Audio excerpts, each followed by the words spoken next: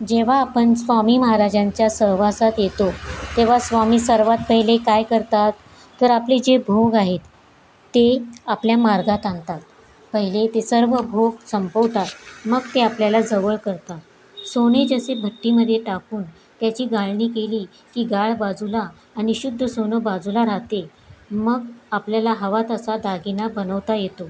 त्याचप्रमाणे जीवाला कर्माच्या भट्टीमध्ये टाकून भोगरूपी गाळ बाजूला करून जो सात्विक असा राहतो त्याला स्वामी भक्त म्हणून स्वीकारतात. म्हणून आयुष्यात कितीही संकटे आली, कितीही दुःख आले, कितीही अडचणी आल्या तर त्यांना स्वामी महाराजांना संकटातून सोडवा असे म्हणू नका.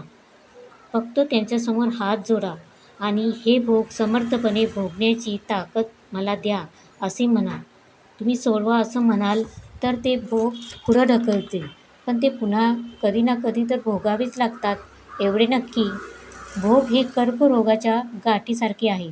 जोपर्यंत डॉक्टर ती गाठ मुळापासून काढत नाहीत तोपर्यंत तो आजार पुन्हा पुन्हा त्रास देतच राहतो.